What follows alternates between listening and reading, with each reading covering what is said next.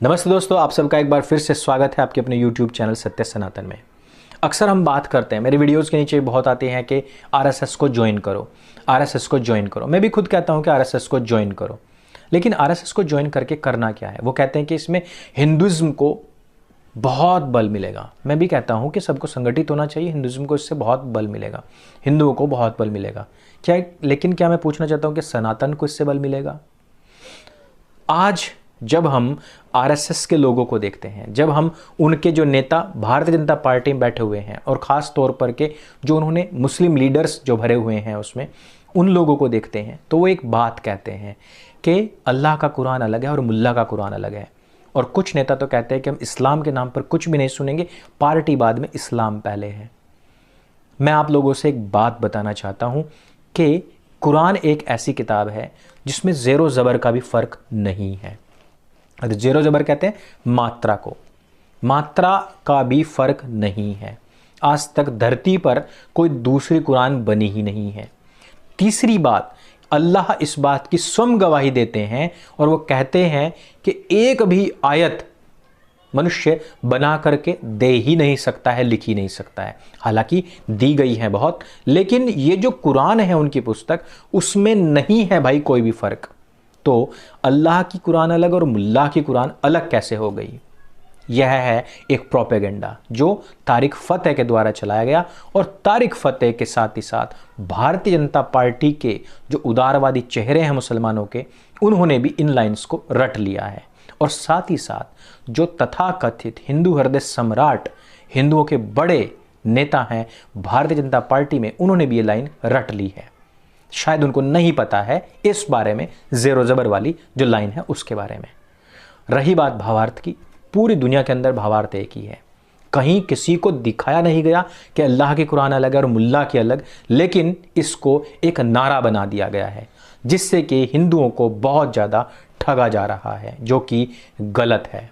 अब मैं वापस आता हूँ आरएसएस के ऊपर। आरएसएस एक बहुत देशभक्त संस्था है जो कहीं पर भी कोई भी आपदा सबसे पहले पहुंच जाती है अपनी जान की परवाह किए बगैर।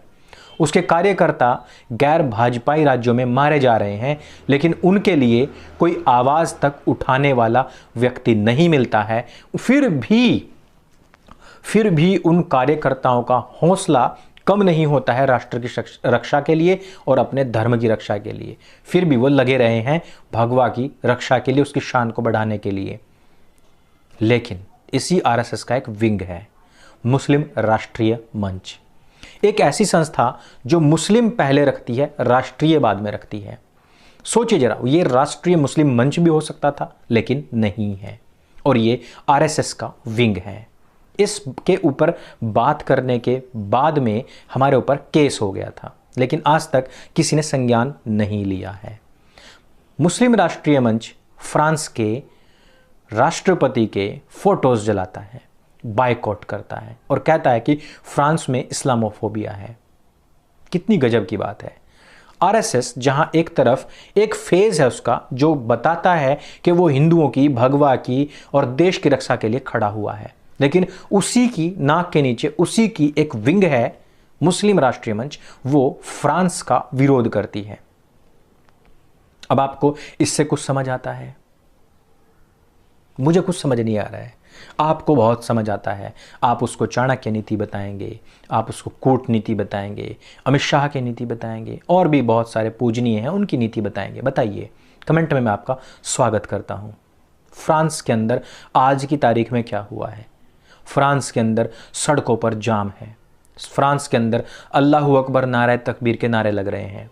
फ्रांस के अंदर रोड ब्लॉक करके, पूरे के पूरे हाईवे ब्लॉक करके वहां पर स्त्री, पुरुष, बच्चे, बूढ़े सब आकर के नमाजें पढ़ रहे हैं। फ्रांस के अंदर पुलिस के ऊपर गोलीबारी की जा रही है, लोगों को मारा जा रहा है, गोलियों से भूना जा रहा है, चाकुओं से गोदा जा रहा है, चर्च के ऊपर हमला हो रहा है, वियना में यहूदियों के पूजा स्थल के ऊपर हमला हो रहा है, कनाडा में हमला हो रहा है, इटली में हमला हो रहा है, लंदन में हमले हो चुके हैं, अमेरिका में लगातार हमले हो रहे हैं, भारत में ये रोज की बात है। लेकिन मुस्लिम राष्ट्रीय मंच को लगता है कि ये इस्लामोफोबिया है और फ्रांस का विरोध होना चाहिए। वही फ्रांस जिसने अभी मिराज पर बैठा करके 50 लोगों को हुरों के पास भेजा है, वही फ्रांस जो भारत को रफाल दे रहा है, वही फ्रांस जो भारत की सभी कूटनीतिक जितने भी उसके ऐसे मुद्दे होते हैं भारत को बढ़ चढ़ करके सहायता करता है।